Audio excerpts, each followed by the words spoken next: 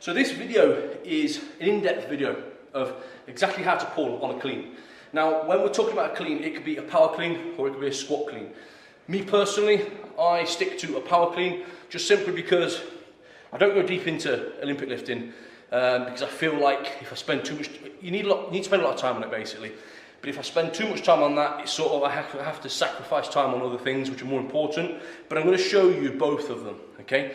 Now, a lot of people struggle with the movement of this, and I completely understand why. That's why I'm doing this video now. So before I touch the bar, I'm just going to show you something, which is basically this is a bar path of exactly what you should do on a clean.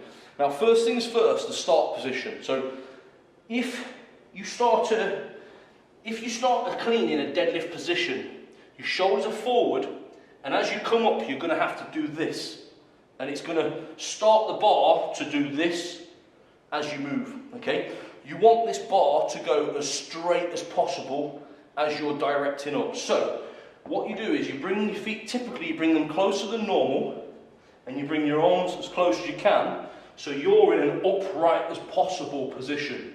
Now, from the side now, if you noticed, I'm exactly upright and all the weight is into the heels. Okay, so from that position there, I'm able to go a lot higher and start in a much cleaner position. Chest wants to be up, and then you want to start the movement.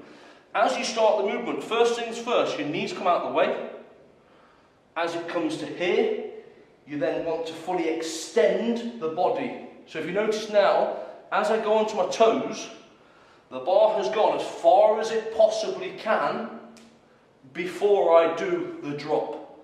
Okay, really important that, because if you go from here and stop here and then do your drop, you're losing a good 4 or 5 inch that you could have travelled the bar. Okay, now with this, you want to make sure that you're going as far as you can, travelling as far as you can before you go into the catch and then stand up into that position.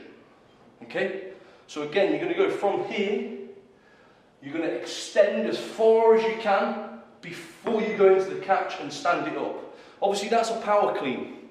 If you want to do a squat clean, it's the exact same rule. Okay, a squat clean, if you don't know what a squat clean is, technically a squat clean is easier if you've got the mobility.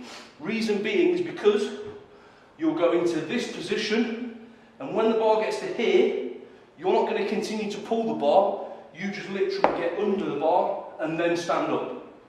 Okay, obviously that's not the best bar travel to show you, but that's just simply because I've not warmed up to do this. Okay, however, go from there, extend, squat, and then stand up.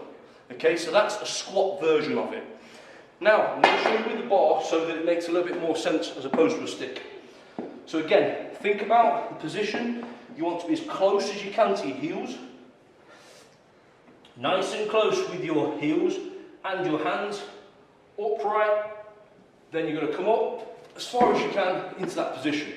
Okay, that's obviously slow motion. Now go fast.